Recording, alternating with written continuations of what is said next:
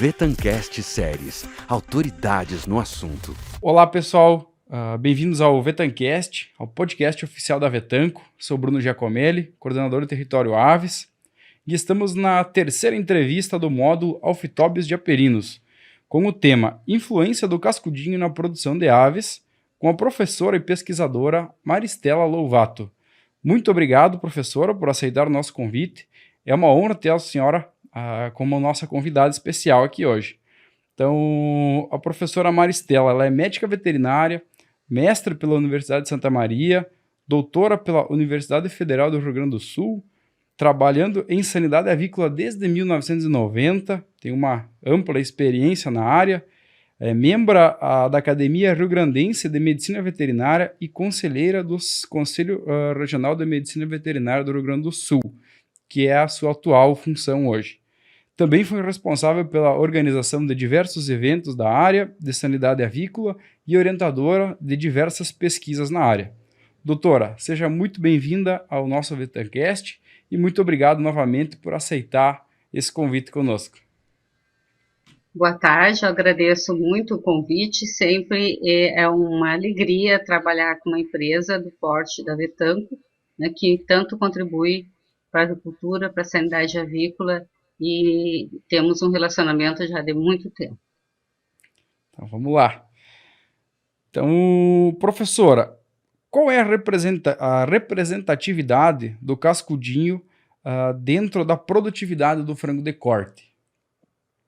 É muito importante essa pergunta no sentido de que o cascudinho é um inseto, né, que se adaptou ao ambiente avícola. Eu até estava procurando uns artigos e aí o autor colocou que o cascudinho tem um amor pelo aviário, né?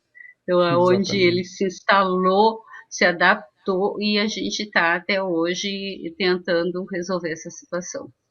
Ele interfere, então, tanto em ganho de peso, como a gente tem uma dificuldade para medir os outros prejuízos acessórios. O ganho de peso, a gente até já conseguiu experimentos que demonstram principalmente o consumo pela fase inicial. E as outras associações, que são patologias, né, que ele pode contribuir durante o alojamento, nós fizemos uma primeira pesquisa com enterobactérias, né, então a gente demonstrou esse papel importante. E na literatura a gente tem vários vírus, né, tem um vírus de anemia infecciosa, vírus da leucose, e outros que acabam sendo carreados e mantidos no aviário. Então, essa é a dificuldade nossa de medir esses outros prejuízos associados com a transmissão de enfermidades, de enterobactérias, especialmente também, E. coli e salmonella. Certo, professora. Então, a gente sabe que é transmissor, é difícil de mensurar, mas e tem como nós mensurar esse ganho de peso, essa conversão? Existe essa possibilidade de mensurar a representatividade dentro desse prejuízo? A gente fez um trabalho, agora eu não tive tempo de buscar para vocês, principalmente com a quantidade ingerida. Tem na literatura quantas larvas, quantos insetos eles podem ingerir, e isso vai competir com, se ele está com o papo cheio, né, que a gente acha muitas vezes o papo cheio de insetos. No frigorífico a gente acha também a moela, não só o papo, né? E isso com certeza a ave vai perder em várias gramas de alimento que poderia ter sido ingerido porque ingeriu o inseto. Além disso, o inseto também tem substâncias que são tóxicas para a ave, né? Tem queratina, tem outras coisas. E então isso que fica difícil da gente mensurar. Mas o ganho de peso é possível, tem trabalhos. E a gente sabe que, especialmente, depois você vai fazer uma outra colocação sobre a idade, né? As aves que ainda não se acostumaram com o ambiente, né? Porque tu solta o pintinho lá, né? E elas têm que se acostumar com o bebedouro, com o comedouro, e aí elas sofrem as distrações com o inimigo natural, que é o frango do cascudinho, né? Então, ele vai se alimentar e vai prejudicar o consumo da nossa ração, que foi feita com tanta qualidade, com tanto cuidado. Exatamente. Então, aproveitando o gancho já, em qual fase senhora acha que é mais difícil ou é mais desafiador para os pintinhos, ou para os frangos, ou para postura, ou para a matriz, enfim, a presença do inseto dentro da granja, dentro da unidade de exploração? É, a primeira semana, né? A primeira semana é esse momento que eu já comentei aí, que ele está se adaptando com o ambiente do aviário, né? Claro que na fase final, quando a gente já tem uma grande competição também deles por comedouros, etc., pode haver, se tiver uma população grande, também bastante consumo e daí aparecer no abatedouro. Então, bem no início, né, que é a fase de adaptação ao ambiente do criatório, e na fase final ali, onde há muita competição entre eles, que poderão, então, deixar o comedouro para comer o inseto e aparecer lá no abatedouro grande quantidade de insetos na moela. Certo. Da natureza, né, da ave, ciscar, procurar um Sim, inseto, porque eu acredito que ele atraia mais o pintinho quando chegou na granja, um cascudinho caminhando, se movimentando, do que a ração propriamente que está lá parada em cima do papel ou no prato, né? Então ele isso. estimula Mal muito. comparando, né, Bruno, a gente, mal comparando com as outras espécies, né, o frango, não tem muita distração dentro do aviário, né, a gente trabalha, assim, procurando bem-estar e outras coisas, mas aí ele vai se distrair com o quê? Com cama e com o que estiver nela, né, então se os insetos estiverem ali, ele vai acabar ingerindo. Eu li um trabalho, eu acredito que foi até a senhora que desenvolveu, puxou à frente, orientou, que o pintinho, ele que consumiu ração com frango, com cascudinho, ele pesou aproximadamente 15 gramas a menos do que o pintinho que comeu apenas a ração. E aí Exatamente. vem a calhar, vem a juntar com o que a senhora tem comentado, né?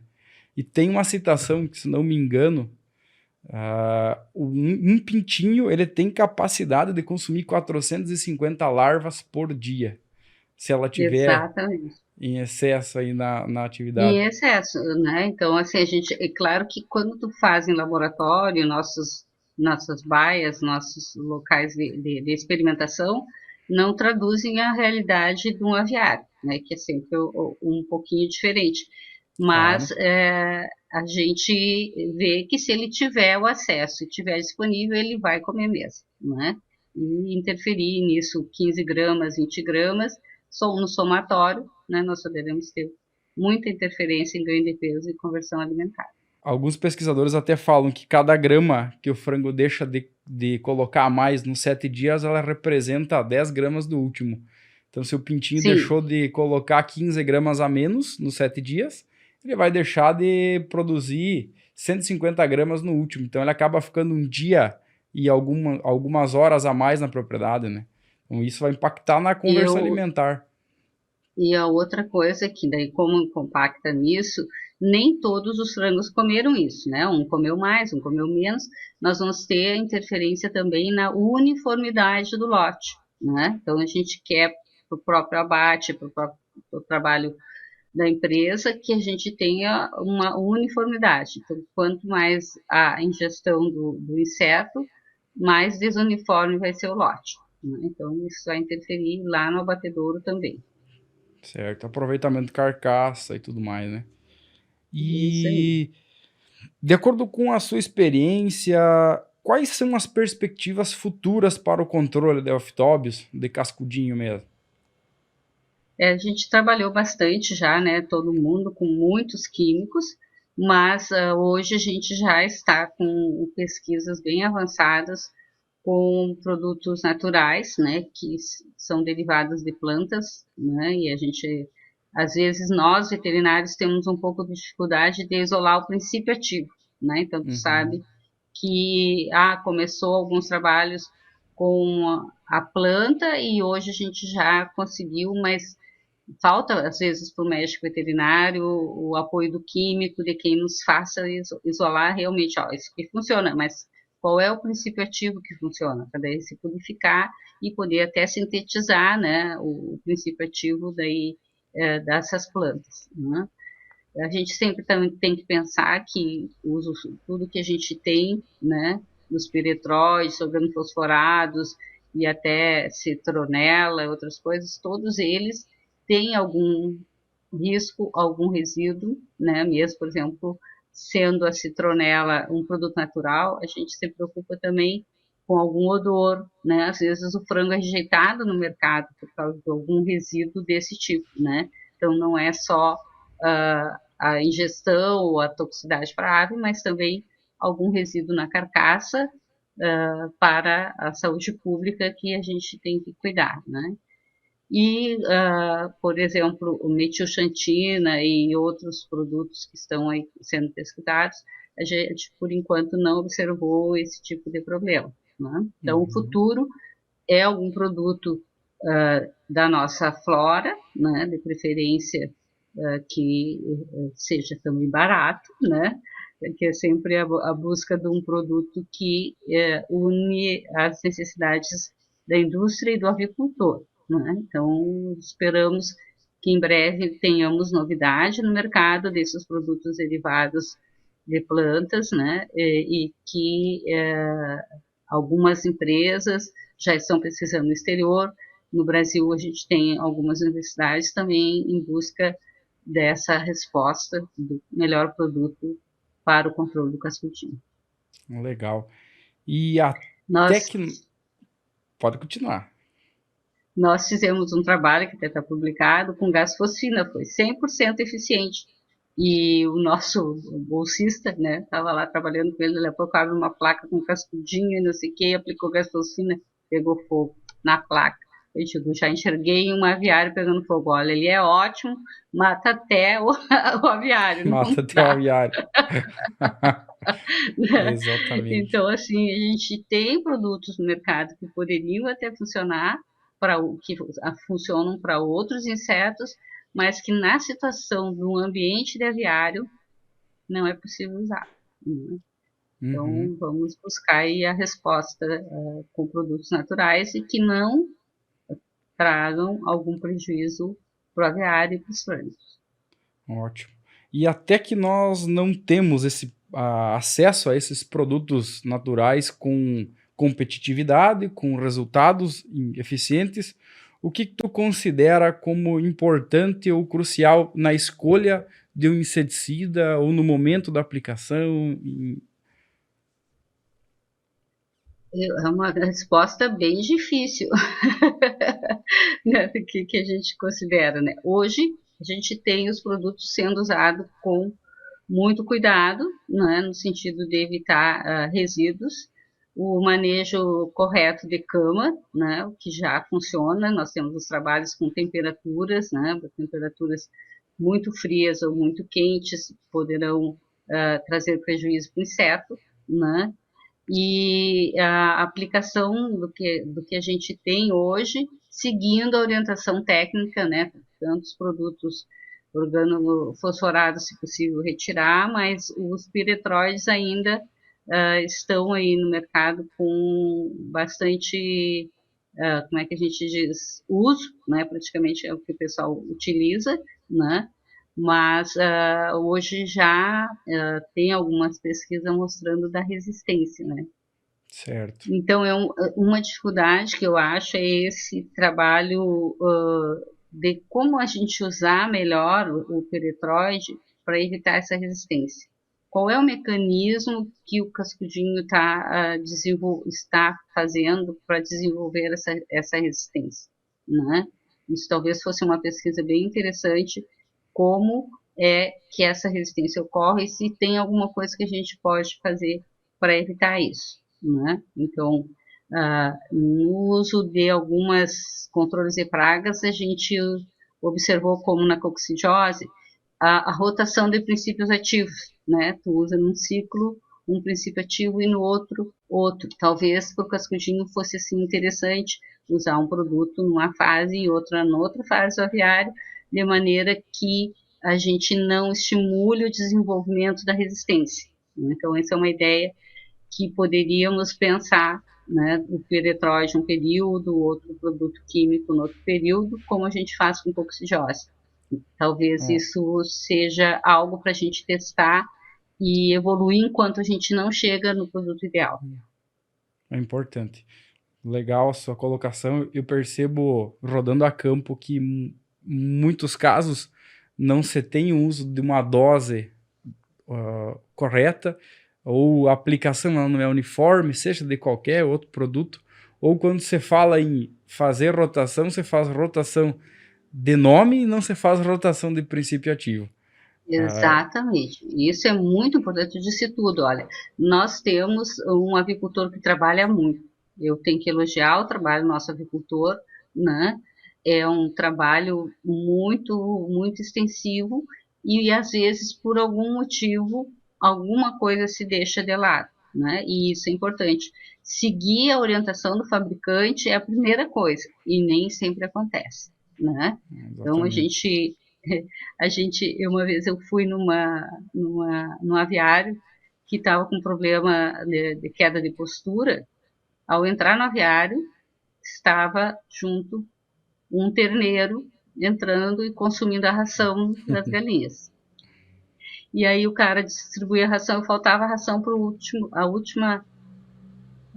último galpão, é onde tinha o problema, porque estava faltando comida, não é que elas não quisessem pôr, é porque o funcionário, né, que era um funcionário um chacreiro, como a gente diz, né, estava dando a ração para o seu terneiro e não para as galinhas.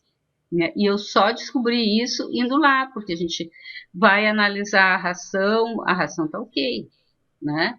Os ovos da primeira fase, do primeiro aviário, estavam ok, só do segundo que tinha problema. Né? Daí, tá faltando calça, faltando... Não está faltando nada, está faltando a distribuir a ração corretamente. Né? E então, isso vai acontecer com os inseticidas. Né? Tem que ter o cuidado de seguir a orientação do fabricante e as visitas de vocês é muito importante acompanhar, né, se possível, né, periodicamente os avicultores, reunir, conversar, porque eu não sei com vocês, mas um paciente crônico, como é o aviário, exige que se mantenha o tratamento. A gente vê as pessoas de pressão alta, por exemplo, para de tomar o remédio. Aí fala mal do remédio, né? Então, acontece com a minha mãe, né? Para de tomar o remédio, daqui a pouco está com a pressão nas nuvens. O que aconteceu? Eu estava boa, né? E o aviário é a mesma coisa, tem momentos que o cascudinho some, onde é que ele está, né? Nas Exatamente. pressas, debaixo do isso, e aí ele pensa que não precisa aplicar, né? Então a gente precisa ter uma atenção. A empresa que comercializa, fazer não é uma, como é que a gente diz, não é uma fiscalização, mas manter uma orientação técnica constante. Por mais que a gente já tenha dito aquilo, né? É impossível de medir se a gente não fizer uma avaliação lá periódica, né? Então, se pudesse, a gente fazer esse rodízio de produtos, a visita, usar todas as possíveis avaliações de aonde ele está, como ele está, né?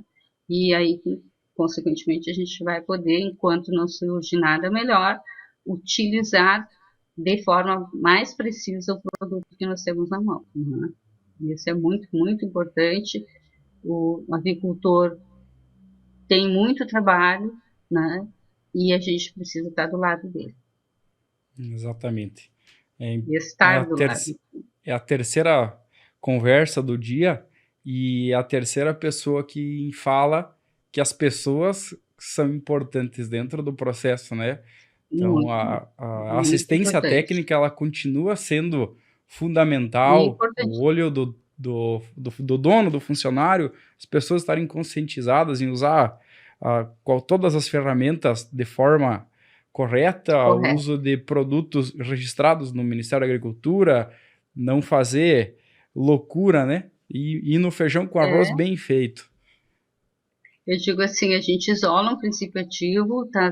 Agora, a erva mate funciona, café funciona, mas não é assim. Tem que ser feito conforme o isolamento do princípio ativo e fazer, tá? Mas muita gente está inventando outras coisas assim, sem a nossa orientação, do médico veterinário, do fabricante. Então a gente precisa ir na frente com a pesquisa, que a gente tem que investir nesse tempo do trabalho, né? E o que está sendo usado hoje, usar corretamente. Ótimo, professora. Muito obrigado pelo seu tempo. Foi uma excelente conversa. Vamos aproveitar bastante o bate-papo que nós tivemos hoje. Que bom. A gente está à disposição. Desejo sucesso para o trabalho teu aí, da empresa. Conta sempre com a gente. Grande abraço. Vetancast Séries. Autoridades no assunto.